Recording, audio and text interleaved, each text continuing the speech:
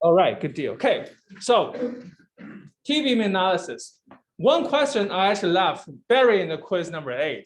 All right, by the way, quiz number 7 is due, but don't worry, right? As long as you submit quiz number 7 and all the quizzes before, you should probably get all the credits.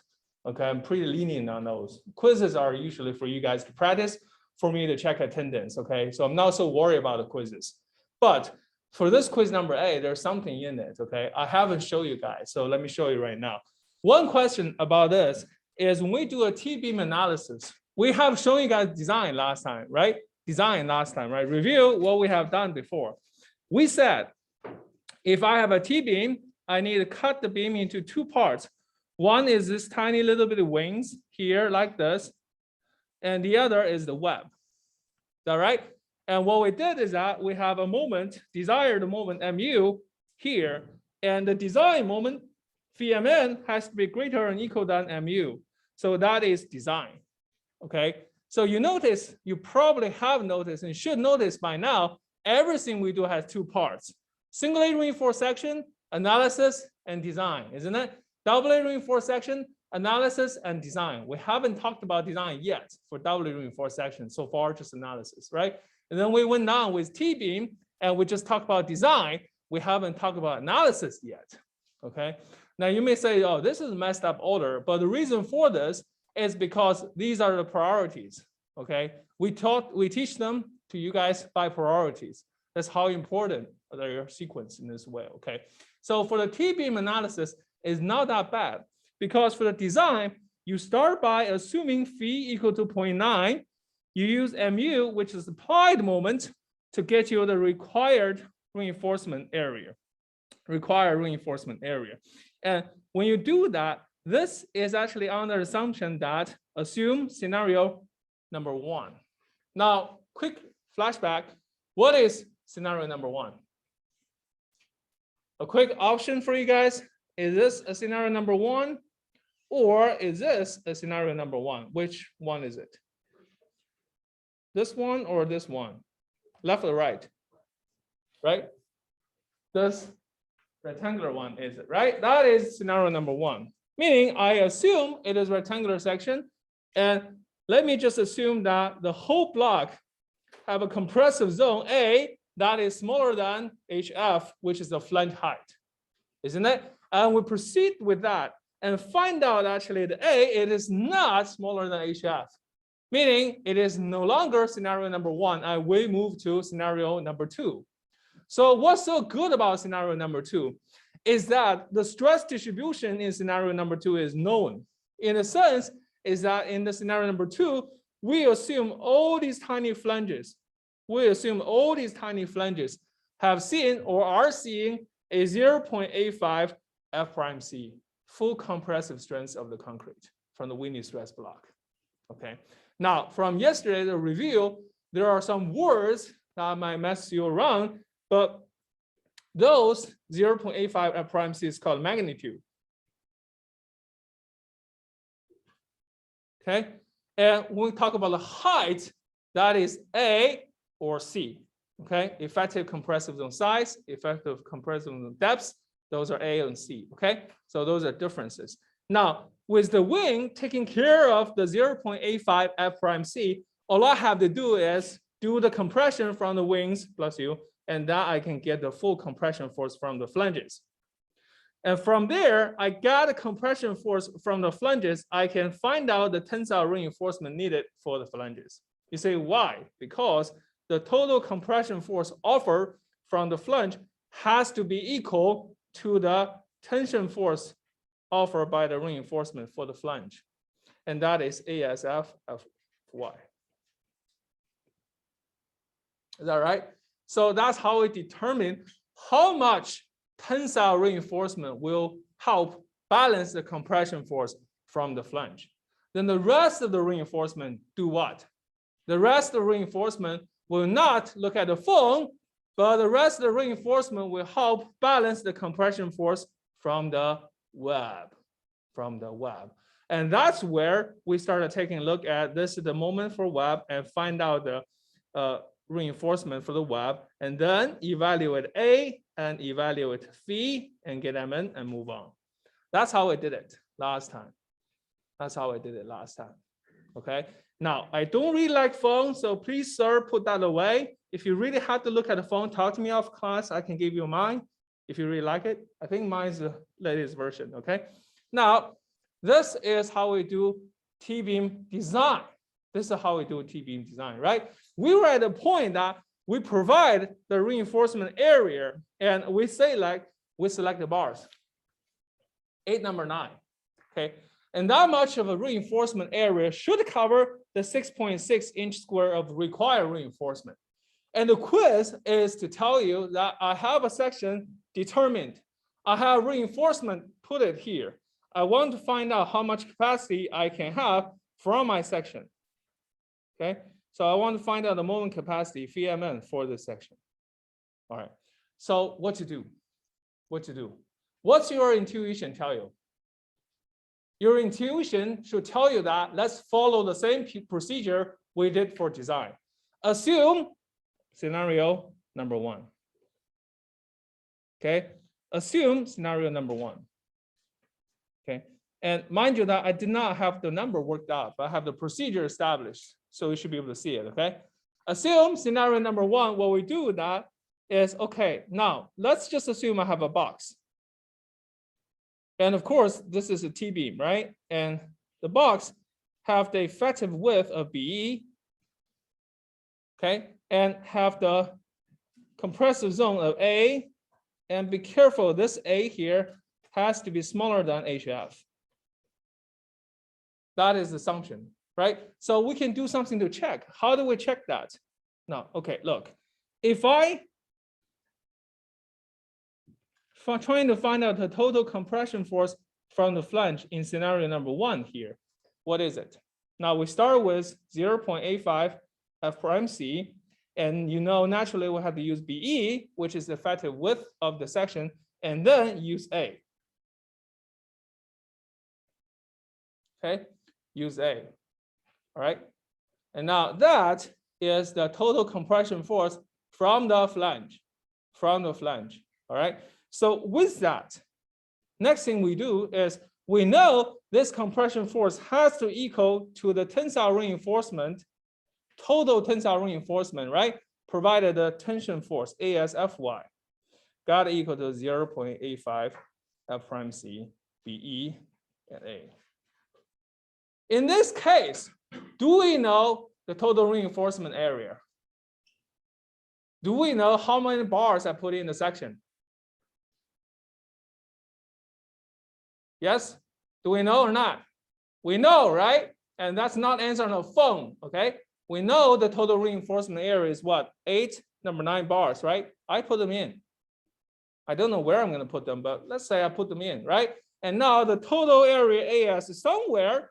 I don't know the location yet because I haven't run my detailed calculation. And be careful, okay? Problem number 2 in exam number 1 tomorrow will be detailing, okay? I'm telling you straight. So do some check on that, okay?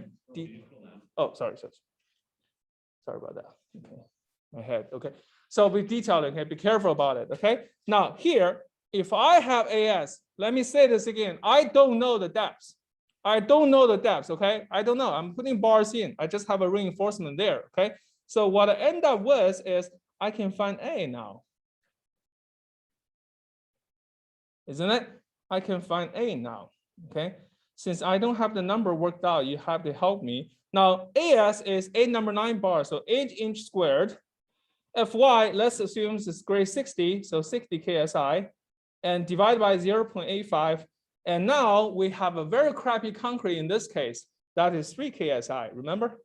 Hate that, but I have to deal with that because I have to make a demonstration of the problem. But anyway, can somebody help me get the number out? A quick calculation. 8 inch squared, 60 KSI, divide this whole bunch. And this will go into a quiz number 8, right? So please help me help you, right? Let's run a quick calculation on this, please. 4? Good deal, okay. Now, when you see this, are you happy or not? You're happy, but it is what?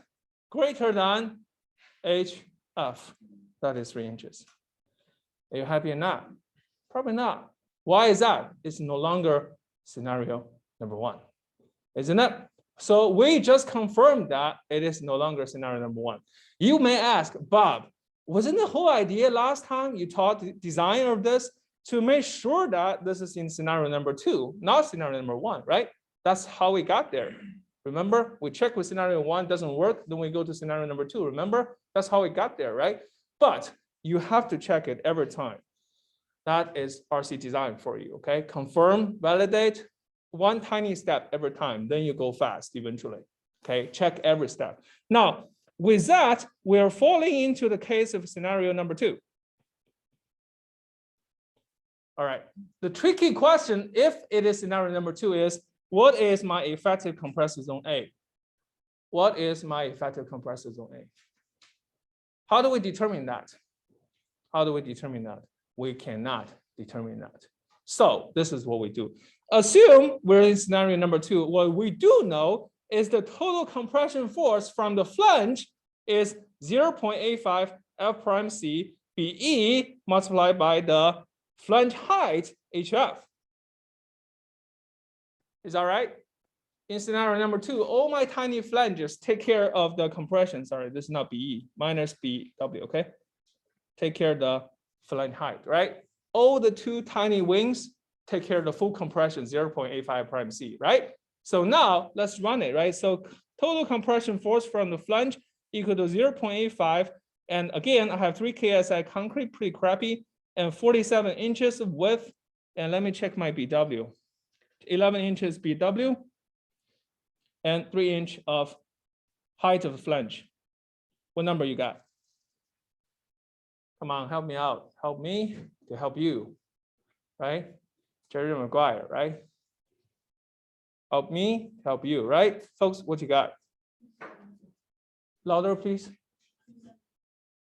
275.4. Great. And that unit should be kips, right? 1,000 pounds. Okay. Now that is the total compression force from those tiny little wings, right? What we do, remember last time we said we separate the reinforcement from the total reinforcement into 2 groups. One part of reinforcement will balance the compression force from the flange. The other part will balance the compression force from the web.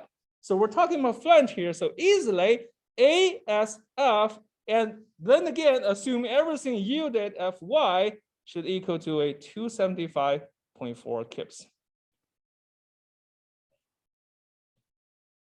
Okay. Okay. All right. So now tell me, what is my reinforcement area?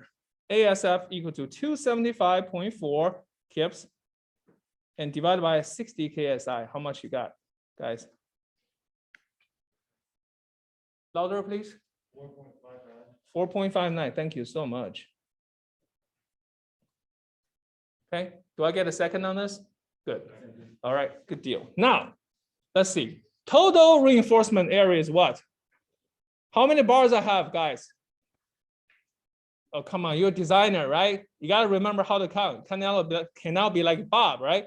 I have 8 number 9. So 8 inch squared minus ASF. So 8 minus 4.59, how much I got? What is it? 8 point, louder? Exactly. That's how much reinforcement has to take care of the web now.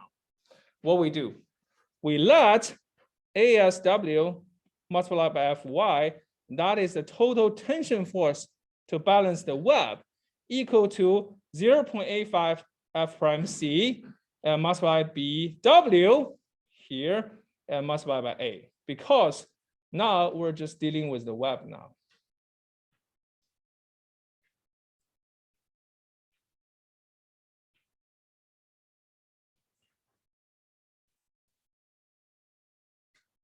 All right. All right. So I can now find how much reinforcement I needed for the web and how much depth I have for the web. That is A. So A naturally should equal to 3.41 inch squared multiplied by 60 KSI, okay, and divided by 0.85. F prime C is 3 KSI and divided by an 11 inch. Can I get a number on this, please, ladies and gentlemen? 7.29. Do I get a second? Anybody agree with him? Her? Sorry. Anybody agree with her? Good. Okay, good deal. Okay, so 7.29 inch. Now, what we have right now, folks, at this point, we have a section like this. Okay, and I keep drawing this so you understand. Okay, again, I don't know the depths. I don't know the depths, but I know somewhere the center of the bar is somewhere like here. Okay, and now I'm drawing out all the compressive zones. So you know, all my flanges are in compression. And this is only 3 inches. And you also know that somewhere in the web, I have this fellow here equal to A, and that A is 7.29 inches. Okay. Here comes the critical element is when I do the strain diagram, right?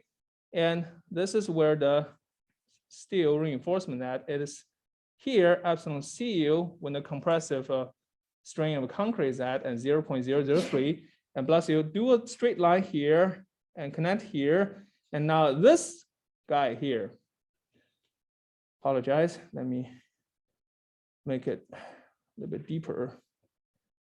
This fellow here, is it A or is it C? C, not A, C. All right, don't confuse yourself in the exam because that's a strain diagram. Okay, right, so C. Now C equal to what? A divided by beta 1. All right, A divided by beta 1. We're using 3 KSI concrete, lowest you can get, right? So that means beta 1 equal to what? A5, exactly. Nice. And what do I get for C, ladies and gentlemen? Can I get a number on this? 7.29 divided by 0.85. What do I get? Sorry, come again? 8.58. I heard the second voice, so you're good. 8.58. All right. Now, at this point, I have the strain diagram here, and C is given, and epsilon Cu is 0.003, right? And ds is something you need to determine. Right? And I'll have 8 number 9 bars. It's quite a bit. All right. And I need to do some detailing to determine where exactly the center of that 8 bars, right? And then do the total height minus that y bar distance to get the depth, isn't it? That's a long story, right? You can do it yourself. But for me, I'm lazy, right? I just say ds, right? What is the height of my section? 20 inches. Why 20 inches? It is because I said so. At the beginning of the problem, when we do the design, right? I force you guys to put the center to be ds equal to 20 inches. Okay, so I'm taking the advantage there, right? I'm not a contractor, right? I'm the builder, right? You guys are the contractor, right? You have to be business for me, so I tell you what it is, right? So it's 20 inches. But there's a problem here, I will tell you, but be careful, okay? So now all we know is fine, ds is 20 inches. So we're happy, we say this is 20 inches. And first thing you should do immediately, you get epsilon what? Epsilon s or t? Epsilon s or t? I want to use epsilon t, right? But I don't have epsilon t, right? So I'm forced to use epsilon s here. Okay, and I'll walk you through, okay? Now, what is epsilon s? Epsilon s equal to what? ds minus c divided by c multiplied by epsilon cu, and I got 20 inches minus 8.58 inches divided by an 8.58 and multiply a 0.003. And what do I got, folks? Can I get a number on this? Can I get a string on this? 20 minus 8.58 divided by 8.58 multiplied by 0.003. What do I got? 0.0039. All right. When you see that number, do you feel happy? And mixed feelings, right? Mixed feelings, right? Just like weather today, right? Mixed feelings, right? Why is that? I know for a grade 60, again, for a grade 60, what is the yield strength? 0.00207. Okay, remember that value because in exam, I have a problem that is not grade 60, right? It may be 75, that value changes, okay? Be careful, okay? All right, here. I know that this is bigger than 0.0207, right? So I'm fine. Why? Yielded at least. Why? This is good for me. I made assumption that all bars in my reinforcement yielded, right? And I'm happy now because all my bar yielded as I predicted, okay? But the real problem is what? Is this tension control? Is this tension control? It is not tension control. Why is that? Because it is smaller than what? 0.005, folks. That's why I said mixed feelings, mixed feelings. And again, I don't know what's going on with the phone, sir. And I don't want to see phone anymore in my lectures, okay? You like my phone, you can take it, all right? Pay my mortgage on that one as well, okay? Now, on this one, we know it's not tension control. No, and we know it's yielded. The only thing we need to worry about right now is what? Is phi, isn't it? Is phi, isn't it? Right? Now, I have a problem, folks. What problem I have? What do I have here? What is the string I'm using? Epsilon S, right? That is not what I should be using. And what should I use here instead? Epsilon T, isn't it? So I am in trouble, folks. I am in trouble. All right. Now I'm crawling back to my detailing. Okay. See how important that is now? I'm crawling back to my detail. I start to think. Okay. Very rare thing for Bob, but Bob can think, right? So I have 9 bars. I have 2 possible patterns. One is 2 rows, 2 columns, 1 column 4, and make up number 8. The other one is I'm doing this. Sorry, can you see it? Okay, so I can do this, right? And both patterns are fine. Both patterns are fine. I'm not saying you prefer one way or the other, okay? For construction, you prefer the left one, it's easy. But if you prefer left one, what happens is that the center of the group bar has been lifted 2 up. It's very hard to put ds equal to 20 inches in this scenario. And that is a tiny problem you should have run into. Okay, you should have run into. All right, that's why I said sometimes there's got to be a compromise to be made between theory and practice. Okay, now what happens? What happens that we might have to, in all reality, to keep ds equal to 20 inches, we have to opt for this pattern, unfortunately. We have to opt for this pattern, unfortunately. Okay. All right. So in the exam, you will be asked to check B minimum, minimum being width, spacing, make sure everything fit in for you guys. Okay. But in my case, I have worked this problem before. I know it's going to sit like that, right? And even better, I know if I put ds 20 inches of gravity is somewhere here on the lower end, of course, and I say that this distance is roughly 2 inches.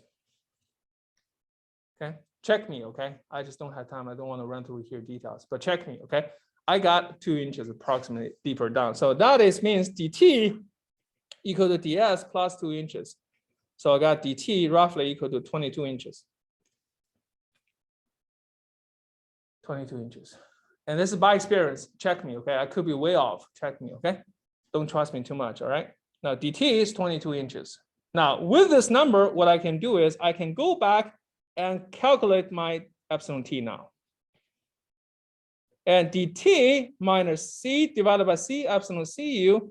So I got 22 minus 8.58 divided by 8.58 and multiply 0.003. What do I have? Come on, folks. What do I have? Quickly, let's get some numbers, right? 22 minus 8.58 divided by 8.58 multiplied 0.003. What do I have?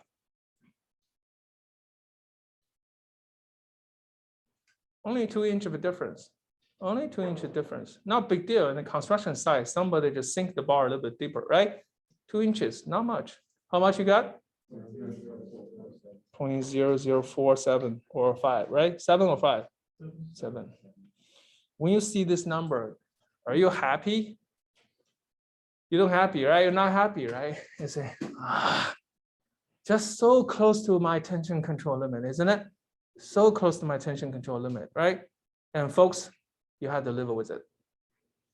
If that dt is 22 inches and you don't get a phi equal to 0.9, you have to live with it. All right, so why I'm emphasizing on this? Because there was a folk asked me a question sometimes way back. Said, Bob, can we change the configuration of the bar to make sure that it's tension controlled? Yes, that is preferred, and I sometimes say that in exam. But when you do analysis, when the bars are given and you really don't want to change the bars and configurations, it is okay to leave it like this, and phi doesn't have to be 0.9. But the bar at least have to yield. All right. In no way, let me say this clearly, in no way in the practice design, your bar does not yield. All right, let me say this again, okay? In no way, your bar in the practice design does not yield. If you have a design that your bar does not yield, tell them you didn't graduate from my class, okay? All right, in no way your bar does not yield in the design, okay? Always bar has to yield. Bar has to yield, okay? It can be less than 0.05, fine, unfortunately, but has to be yielded. Okay, all right, very important. Now, what do we do? So, if you're Bob, you're lazy, you do phi, you do epsilon t, and this is what? 0.65 at 0.002, and this is what? 0.005 at 0.9, and you do linear interpolation, isn't it? Isn't it? And I seem to remember that phi equal to 0.65 plus 250 over 3 and epsilon t minus 0.002. I think this is the equation. Check me, okay? Check me. What do I get if I use this equation?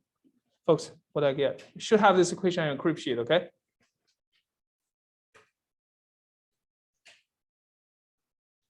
What kind of number I have? Come on, only a finger's movement away. What do you have? 0.874, right? So let's take 2 digits, okay? Always 2 digits behind the dot, 0.87. It is so close to 0.9. I'm very disappointed, but sorry, I have to live with that. No way to run. All right, so, okay. So here, my phi is fixed. My phi is fixed. The rest of the job is easy. Why? Because now my Mn should equal to what? As F Fy, that is the tension force for the flange, multiplied by the distance between the total compression of flange to the group of the bars, okay? To the center of the group of bars. So here, should I use ds or dt, folks? ds or dt? ds, right? So you notice that for Mn, whenever you're calculating moment, you use ds. Whenever you're calculating strain, stress reduction factor phi, you use epsilon t. Sorry, you use dt, okay? So be careful, okay? T or s, where to use it. Now, with that, this is ds minus hf divided by 2. Okay? And plus asw of w, and here is ds minus half a. All right? That's that simple, right? So now Mn equal to ASF Fy. What is ASF? What is the area for a flange? Let me check. 4.59 inch. And to be precise, it is 27.5.4 kips of total tensional compression force anyway. ds, I forced us to have 20 inches, and HF is 3 inches divided by 2, plus this value here, ASW FW. What is ASW FW? And that is 3.41 inch. You guys run the calculation, so I don't know. And this is 60 KSI, and ds is 20 inches. And A, what is A? 7.29 inches. So 7.29 divided by 2. Okay. All right. I need your help now. help me, help you. This is your quiz number 8. You're getting a free quiz today, right? So let's get some numbers out. What do you have? What is MN? Always using kept foot, okay? Kept foot for MN, okay? If I see a pound inch in the exam, if I see that for a moment, 2 points off, okay? I don't like pound inch as a moment for final design. It always keeps inch, okay? No, keeps foot, okay? What do you have, folks? 275.4 multiplied 20, what is that? That is inches, need to convert, right? So divide this by 12. Divide this by 12. Yeah, this should be fine. Here's a KSI. Just make sure I got a unit right. 703 kept foot, okay. Do I get a second? All right, good deal. Now, the total design is phi equal to 0.87 multiply by 703 kips foot. What do I have, folks? After reduction, what do I have? 611. 611, right? Do I get the same here, second? Okay. And how does that measure against my requirement at the beginning? What is MU? Anybody remember?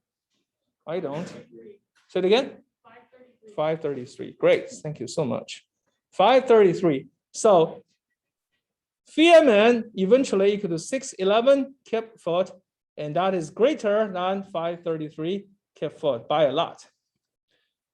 And this is MU. We're done. That's it. It's not hard, right? We did it about 25 minutes or 30 minutes, like group thinking, right? On the job site, you probably have an hour to do it yourself, right? It's not hard, right? And you act like a genius, right? Like a genius and genie in the bottle, right? So somebody is wondering, this beam's gonna be fine. Bob, right? You act, this is a hard question. You go to the restroom somewhere hidden, you punch some numbers, follow what I taught you guys, and get some number. I know it. It's gonna be fine. Somebody may challenge your authority. How do you know it's gonna be fine? Well, it's 611 against 533, fine. How about that? Right? Then you're fine, right? You know how to design. So that's the beauty of this old-fashioned concrete design. People don't do this anymore in the modern days in design office, use softwares, okay? But you need to know this so you can check your software calculations. So many times I have seen weird number from software, all right? Software have malfunctions. It is okay, you say, Bob, it's safe, right? We have AI and everything. If you have one mistake out of 1,000 beams, right?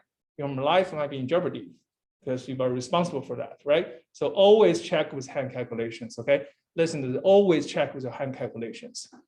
Every time, okay? Check once at least, okay? All right, so that's it for quiz number 8. So if you copy this down, right? And then PDF it, upload it, and I gave you 10 points for this. How about that? Right?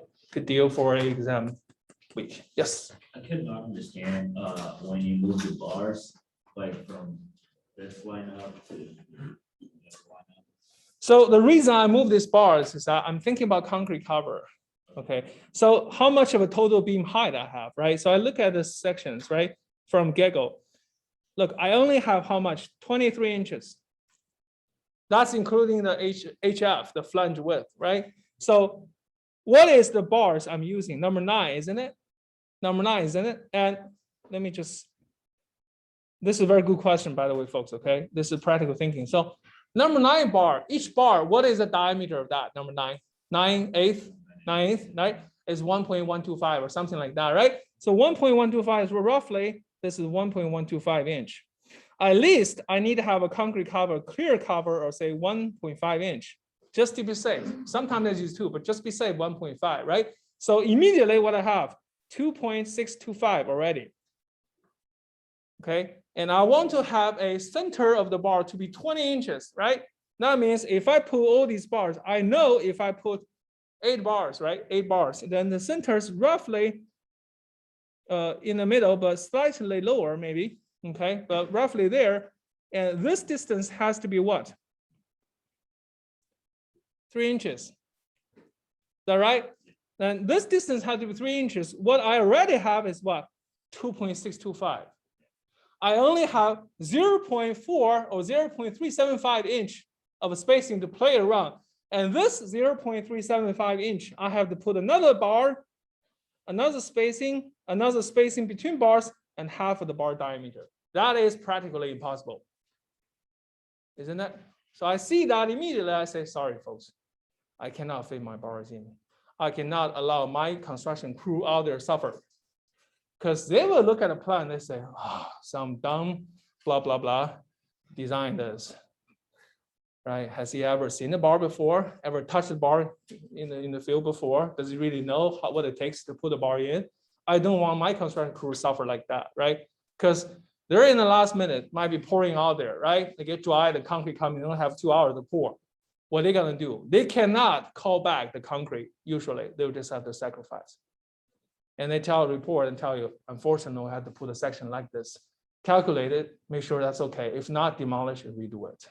And that's millions of dollars. Yes? On top of that, when you try, we had DS, right? Yep, and yep. then you try to find DT.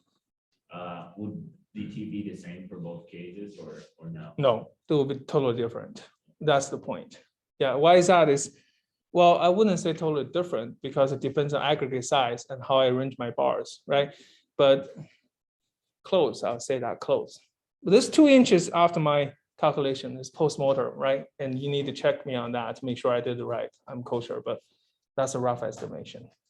Okay, but if you really think of it, you might be right because you think of it, the clear cover is 1.5, right? If the same clear cover presenting the same bar size, then yes, isn't it? Yes, right. So that's the trick. Depends on the aggregate size and everything else. Okay. All right. One last thing before I let you go, folks. Table A5. Table A5. Okay. Do not. Let me say this. Do not only use table A5 in exam number 1. Okay. And my real suggestion is don't use table A5 at all in exam number 1. Okay. Do hand calculation for detailing. Okay. Do hand calculation detail. Only if you're not sure, you want to cross-reference it to see if you're making right or wrong, then you can do that. But do not only rely on table A5, okay? By the way, table A5 is nowhere in the ACI code. It's in the textbook and the appendix of the textbook. I have uploaded that table together with table 4M, A4M on the canvas. Just need to copy it down or shrink, print it, and paste it in the crib sheet, okay? You can put everything you want on the crib sheet. All right. All right. Okay. Thank you, folks. Yes. Yeah. DT is the depth from the stream leg tensile layer, the bottom row of the reinforcement. Yeah. Be careful. If I do a negative moment, it is the other way around. Yes. Yes. I have a question. Yeah. Go ahead. Let me stop recording. Yeah. So yeah. Okay. Hey, sir. I'm gonna sign off. Okay. Are you still there? All right, I'll be uploading this, okay? So you'll see that on the YouTube as well. Are you gonna upload the notes as well? Yeah, I will do that. Okay, thank you. Yeah, no problem. Okay, I see you on next, well, I have to talk to you tomorrow about the exam as well, okay? So let me send it out to you later today, okay? Thank you. Yeah, no problem. See you later. Bye now. Mhm. Bye.